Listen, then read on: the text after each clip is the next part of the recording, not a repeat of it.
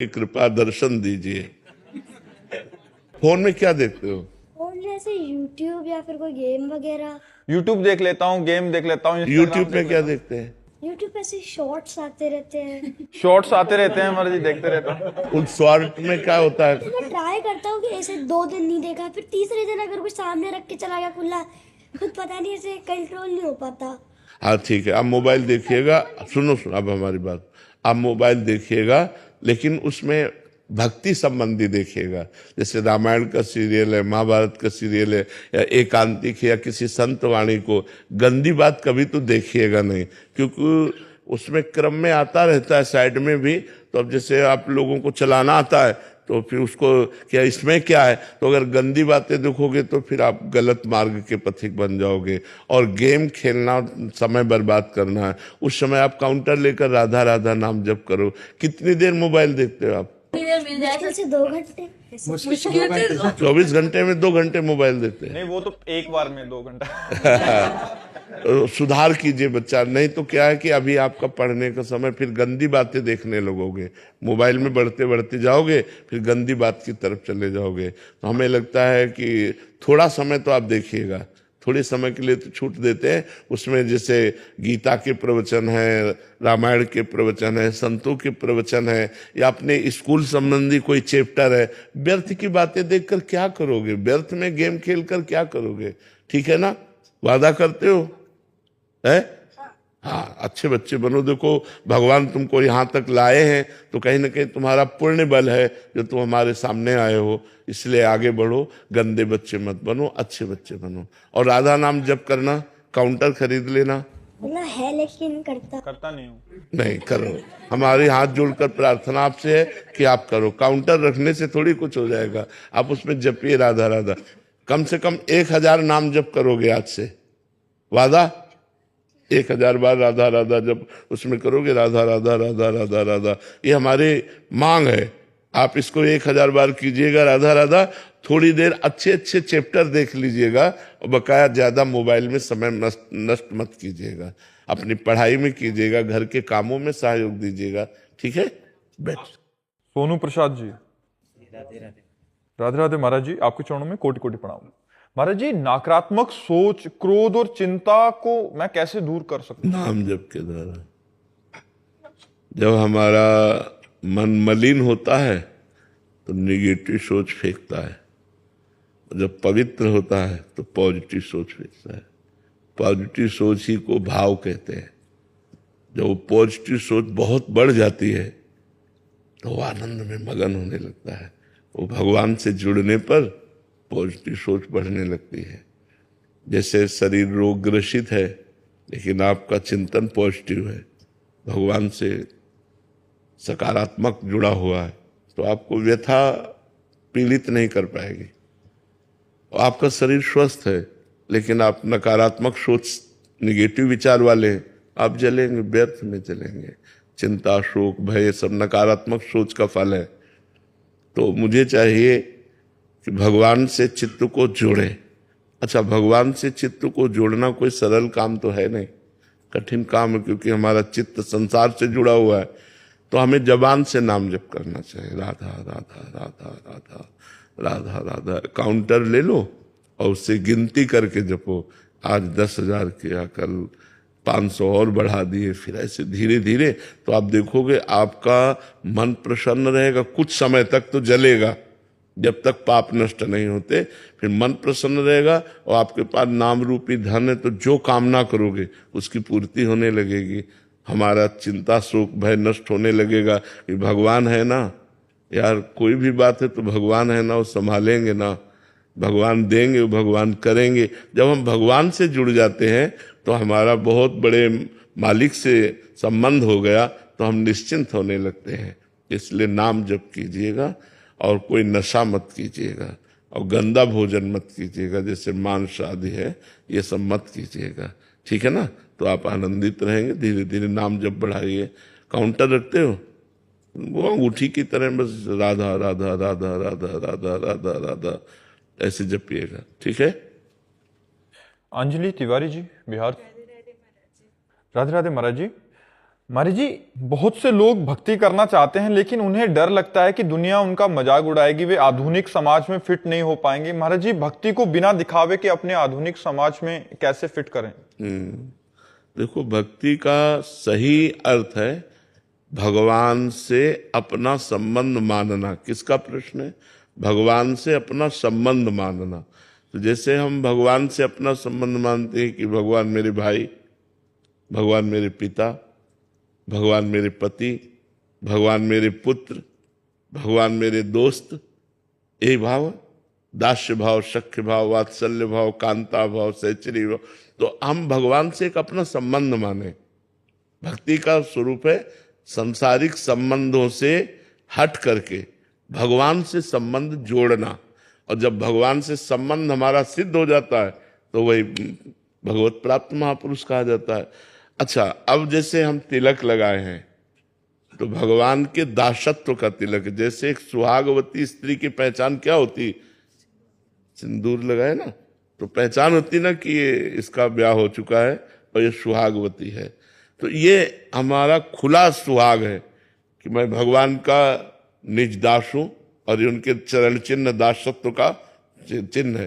तो यदि आपको ऐसा लगता है कि कोई जान न पावे, तो जैसे वृंदावन की सूखी रज है, रज को ऐसे लिया अंगुली में, ऐसे कर लिया तो गीली रज से तो दिखाई देगा लेकिन सूखी रज से दिखाई नहीं देगा। ठीक, हम कंठी नहीं बांधते, अंदर अंदर राधा राधा राधा राधा राधा जपते हैं तो हमारा मन एक दिन परिपक्व हो जाएगा। फिर ये बात नहीं सोचेगा कि आधुनिक समाज हमारे लिए क्या कह रही है। देखो, गंदे आचरणों के लिए कोई शर्म नहीं करता जहां शर्म करनी चाहिए। अच्छे आचरणों के लिए शर्म कैसी? फिर भी यदि लगती है, लेकिन अच्छे आचरण करो और राधा राधा बोलो, इसके लिए दिखावे की क्या जरूरत है? मान लो हम अंदर अंदर राधा राधा जप रहे हैं और भगवान से अपना संबंध रखे हैं और बाहर से हम कोई भी ऐसा नहीं किए हैं तो हम चलेगा ना, क्या परेशानी है? तो आप नाम जप कीजिए और भगवान से अपनापन कीजिए। मेरे प्यारे दोस्त, मेरे प्यारे प्रीतम, मेरे प्यारे स्वामी, मेरे प्यारे लाडिले, जो भाव कर सको वो जैसा भाव करोगे वैसे ही आपके अनुभव में प्रभु आने लगेंगे। आप तिलक लगाए हैं, कंठी बांधे हैं और गलत आचरण करें, भजन न करें तो भगवान की प्राप्ति थोड़ी हो जाएगी। भगवान की प्राप्ति तो भजन से होगी। अब भजन की पूर्ति के लिए हम लोग ये सब आचार्य परंपरा से जुड़े हैं तो हमारा दासत्व का चिन्ह, गर्दन कटा सकते हैं लेकिन तिलक नहीं मिटा सकते। ये कोई खिलवाड़ नहीं है, ये भगवान के दासत्व का चिन्ह है। अच्छा, कौन सा आधुनिक डिपार्टमेंट है जो यहां ना आता हो? तो हमें तो लगता है हर डिपार्टमेंट आदर करता है तिलक का। क्यों? अगर आदर ना करता तो यहाँ के मस्तक न झुकाता। यहाँ के मस्तक झुकाने का मतलब भगवान और भगवान के दासत्व का आदर कर रहा है समाज। हमारे स्वामी का आदर हो रहा है, हमारे भगवान का आदर हो रहा है। तो हमें लगता है आधुनिकता कितनी भी बड़ी हो लेकिन अध्यात्म से बड़ी नहीं है। अध्यात्म के आगे सब सर झुका रहे हैं तो हमें शर्माना नहीं चाहिए। हाँ, कुछ जैसे बहिर्मुख लोग उपहास करेंगे, बड़े भगत बनते हो, तिलक लगाए हो, कंठी बांधे हो। अगर आपको इतनी हिम्मत नहीं है तो आप अंदर अंदर नाम जप करके अपना कल्याण कीजिए, बाहर आप ऐसा मत कीजिए। सुनीता वाजपेयी जी, कानपुर से। राधे राधे महाराज जी। महाराज जी, क्या वृंदावन धाम में रहने और ब्रज 84 कोस में रहने का फल एक ही है? हाँ, एक ही है। जैसे शरीर और शर एक ही ना, तो संपूर्ण ब्रज 84 कोस भगवान का शरीर है, वृंदावन मस्तक है। तो हम रहे तो वहीं रहे हैं। ब्रज 84 कोस ये भगवत स्वरूप है। तो 84 कोस में जो ब्रजमंडल है ये भगवान का श्रीअंग है, स्वयं भगवत स्वरूप है। और वृंदावन मस्तक है, ये भगवान का मस्तक है। तो इसलिए कहीं भी विराजमान रहो, भगवान का नाम जप करो, भगवान नाम कीर्तन करो, भगवत कथा सुनो। धामवास का यही फल है, तो इसी से भगवत प्राप्ति हो जाती है। विपिन जी, यूएसए से। राधे राधे महाराज जी। महाराज जी, प्राणायाम करते समय नाम स्मरण करना उचित है? हाँ, नाम जरूरी है, नहीं तो प्राणायाम किस बात का। प्राणायाम करते हुए नाम या प्रणव, गुरुदेव ने अगर प्रणव दिया हो तो प्रणव, नहीं तो नाम उच्चारण करते हुए रेचक कुंभक पूरक है ना, उसमें तो नाम के अनुसार ही तो घसीटा जाता है। मान लो 8 नाम लेते हुए हमने घसीटा, तो 16 नाम लेते हुए रोका, फिर 32 नाम लेते हुए छोड़ा, तब वो प्राणायाम बनेगा। तो ऐसे ऐसे नाम तो जरूरी है, बिना नाम के साधना किस बात की। तो भगवान नाम जब करना चाहिए प्राणायाम के समय। रोशन जी कर्नाटक से। राधे राधे। राधे राधे महाराज जी, श्री जी की कृपा से आप हमारे लिए एकांतिक वार्तालाप करते हैं। मुझ जैसे अनेक भक्त सत्संग एवं एकांतिक वार्तालाप में उत्तर मिलने के बाद भी कई भक्त व्यक्तिगत रूप से वही प्रश्न का अपने लिए उत्तर चाहते हैं। यद्यपि महाराज जी, क्या जो आप उत्तर देते हैं वो सभी के लिए? सभी सार्वजनिक उत्तर देते हैं। होता पर्सनल प्रश्न है, लेकिन आप जैसा प्रश्न लाखों का हो सकता है, इसलिए लाखों को उत्तर मिल जाता है उस बात का। बहुत से ऐसे प्रश्न हैं, लगभग ऐसे प्रश्न हैं जो सार्वजनिक होते हैं। हमारे यहाँ पर्सनल लौकिक प्रश्न का महत्व नहीं है। जैसे आप अपनी गृहस्थी संबंधी पर्सनल, तो हम उसका आदर नहीं करते। आध्यात्मिक पर्सनल भी सार्वजनिक होता है। आध्यात्मिक पर्सनल जो आपको समस्या हो सकती है, वो कई साधकों को हो सकती है। तो हमारे यहाँ तो भागवतिक प्रश्नों का ही उत्तर, कभी बीच में कोई टपक पड़े ऐसा कोई जो समाज सुधार के लिए हो तो भले, नहीं तो हम आध्यात्मिक उत्तर, इसके अलावा ये सब प्रपंच वाली वार्ताएं नहीं। तो प्रपंच वाली वार्ता में पर्सनल हो सकता है, लेकिन आध्यात्मिक तो सार्वजनिक ही होता है। महाराज जी, कई बार ऐसा होता है कि आपके शिष्य महाराज से सुनने के उत्तर बाद मन संतुष्ट नहीं होता। कोई प्रश्न का उत्तर जैसे बाहर किया तो उसका उत्तर शिष्य ने दे दिया, जो वही जो आप बताते हैं जैसा, बट उनको लगता है कि वही प्रश्न का उत्तर महाराज जी के श्रीमुख। ऐसा आपका ही नहीं, ऐसा हमारा भी सबका होता है। तो हमारी चूंकि प्रबल श्रद्धा गुरु चरणों में या संतों में जिनमें होती है, तो हमें लगता है यही बात अगर वो कह दे तो हमारा विश्वास दृढ़ हो जाएगा।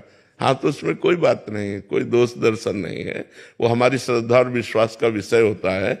और वही बात पढ़ने में आती है, वही बात और सुनने में आती है, लेकिन जिस पर हमारा विश्वास होता है, वो जब वो बात बोल देता है तो हमारे जीवन में उसका प्रभाव पड़ जाता है।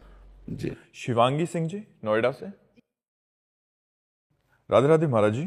महाराज जी, जो पूजा मैं करती हूँ, क्या भगवान उस पूजा को स्वीकार कर रहे हैं? इसका मेरे हृदय में प्रमाण कैसे मिलेगा महाराज जी? एक एक सेकंड का निरीक्षण भगवान समस्त चराचर जीव का कर रहे हैं, एक एक सेकंड का। वेद कहता है विश्वतश्चक्षुर, वो विश्व रूप नेत्रों से सबको देख रहे हैं। भगवान तुम्हारे मन में बैठे, तुम्हारे हृदय में बैठे हैं। जब हमसे कोई गलत क्रिया होती है तो उसका हमको दंड मिलता है कि नहीं मिलता? तो जब हमसे अच्छी क्रिया होगी तो उसका भगवान देखते हैं कि नहीं देखते? तो हमारी एक एक चेष्टा को भगवान देख रहे हैं, ये हमें विश्वास करना होगा। अब आपकी पूजा सही हो रही है, इसका आपको कैसे पता चले? जब पूजा करते करते ऐसे भाव आने लगे जैसे हम अपने बेटे को दूध पिलाते हैं, अच्छे पकवान पवाते हैं, तो हृदय कैसा शीतल होता है। और थोड़ा ले लो, और थोड़ा लो, और जब अच्छे से वो पा लेता है तो पा हो रहा है, लेकिन शीतलता माँ को पहुंच रही है। ऐसे ठाकुर जी की पोशाक, ठाकुर जी को आभूषण, ठाकुर जी को सुंदर भोग लगाया, और ये सब श्रृंगारित करके, और जब दूर से देखा तो आंखें भर आवे, और हृदय ऐसा कि ऐसे सुखी रहो, ऐसे आनंदित रहो, ऐसे ही हमसे सेवा बनती रहे, मैं आपको सुख पहुंचाऊं, और हृदय विकल होने लगे, तो जान लो अब हमारी पूजा स्वीकृत हो गई। और ये डायरेक्ट ठाकुर जी ले रहे हैं, डायरेक्ट सेवा ले रहे। जब हमारा भाव बन जाए, भावोत्सवेन भजताम रस काम धेनु, जैसे अपने बच्चे को हम कपड़े पहनाती हैं और पहना के से देखते हैं, और कॉलर ठीक किया, ये ठीक है, ऐसे हम अपने लाडले ठाकुर को श्रृंगारित कर रहे हैं। अच्छा अब ये मुकुट ऐसे, अच्छा अब ये कुंडल ऐसे, हार ऐसे, अच्छा पीताम्बर ऐसे धारण, और आज क्या पवाएं, आज चलो गुजियां बनाते हैं, आज पकौड़ी बनाते हैं, आज ये, और वो आपके अंदर जो भाव उठ रहा है उसे ठाकुर जी पा रहे हैं। पकौड़ी तो जेब की त्यों रखी दिखाई देगी, लेकिन आपने जो भाव किए वो भाव ठाकुर जी स्वीकार कर लेते हैं। भाव का सारा खेल है इसमें। मतलब जितना हम भाव कर सके, जैसे सामान में तो हम 4 रोटी है, दाल है, सब्जी है, लेकिन भाव में हम 56 भोग लगा सकते हैं। थाल में रख दिया और थोड़ी देर बैठ गए। और हमारे ठाकुर जी गुजिया पा रहे, जलेबी पा रहे, आप देखो इस समय समोसा चटनी पवा रहे, पकौड़ा पवा, भाव से। वो तभी तो मानसिक सेवा भाव वाली सेवा होती है ना। तो प्रगट सेवा के साथ साथ भाव जब हमारा जुड़ने लगे तो जान लो हमारी सेवा स्वीकृत हो गई। और सेवा नहीं केवल क्रिया हो रही है, उसका परिणाम क्या है कि आप सेवा कर, मन कहीं और लगा, बातचीत कहीं और कर रही हो, ऐसे वो क्रिया हो रही है, वो सेवा नहीं हो रही। सेवा एकदम एकाग्रता से, जैसे अपने बच्चे को सजाती है, अपने बच्चे को खवाती है। कोई तुमसे पूछे कि तुमने बच्चे को स्नान कराया, कपड़े पहनाए, भोजन पवाया, क्या फल चाहती हो, तो आप डांट दो, फल की बात कर, मेरा बेटा है, फल की बात क्या लगेगा नहीं। ऐसे ही जब हमारी भावना अपने ठाकुर जी के प्रति हो जाए, आप ठाकुर जी का बहुत सुंदर श्रृंगार करती हैं, भोग लगाती हैं, आप क्या चाहती हैं, तो जो क्या चाहते हैं, अरे यही करते रहे और ये सुखी रहे, यही चाहते हैं और क्या चाहते हैं। हाँ, ऐसा भाव होना तो जान लो हमारी सेवा ठाकुर जी स्वीकार कर रहे हैं। डॉक्टर हरीश ग्रोवर जी। राधे राधे महाराज जी। महाराज जी, अब मैं डॉक्टर हूँ पेशे से, बहुत सारे लाखों मरीजों की सेवा किया, सर्जरी किया उनको, पर मन में कुछ समय से खालीपन सा लग रहा है। मुझे लगता है कि मैं अपने परिवार और बच्चों को टाइम नहीं दे पा रहा हूँ। जब से आपके प्रवचन के संपर्क में आया हूँ, चित्त में शांति तो बनी रह रही है। मैंने भक्ति मार्ग पर जाने का निश्चय भी किया है, पर चलना भी चाहता हूँ। क्या मेरे पेशे के लिए ये सही है? हाँ ठीक है। कोई भी कार्य जब अध्यात्मवान होकर करोगे ना तो बहुत बलवान होकर के करोगे। देखो, आप अपने भले परिवार को समय ना देख सकते हो, लेकिन आप कितने परिवारों को सुखी करते हैं। किसी का भाई बीमार है, किसी की माँ बीमार है, किसी का पिता बीमार है, किसी का पति बीमार है, आप उन पूरे परिवार को खुशी प्रदान करते हैं। जब सर्जरी ठीक हो जाती है और वो मरीज स्वस्थ हो जाता है तो वो पूरा परिवार सुखी हुआ ना। आप दूसरों के परिवार को सुख देते हैं तो भगवान आपके परिवार को सुखी रखेगा। आप समय भले दें या ना दें, लेकिन भगवान उनको सबको सही रखे, क्योंकि आप सत्कर्म कर रहे हैं। देखो, पैसा तो एक लोक व्यवहार में जीवन जीने के लिए है, पैसा तो बेईमानी से भी आ जाता है, गलत कार्य, लेकिन आप मनोयोग से डॉक्टरी कर रहे हैं कि मरीज को सुख मिलना चाहिए, मरीज ठीक होना चाहिए, पूरी प्रियता रख रहे हैं। ये भगवान आपके हृदय की बात देख रहे हैं। आपका अध्यात्म भी बन रहा है और आपका लौकिक व्यवहार भी बन रहा है, क्योंकि अर्थ तो मिलेगा ही। तो नाम जप करते रहिएगा और धर्म से चलते रहिएगा। मरीज को अपने परिवार जैसा प्यार दीजिएगा। जैसे अपने भाई का ऑपरेशन करना हो तो पूरा मनोयोग से करेंगे कि यार नहीं, किसी भी तरह चूक नहीं होनी चाहिए।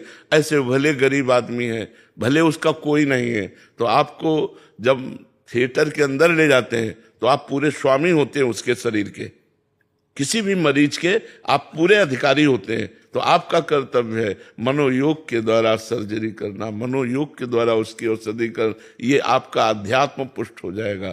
तो ये जो खालीपन है ना, ये पूर्णता तभी होगी जब हमारा भगवान से संबंध होगा और हम भगवत भाव से करेंगे।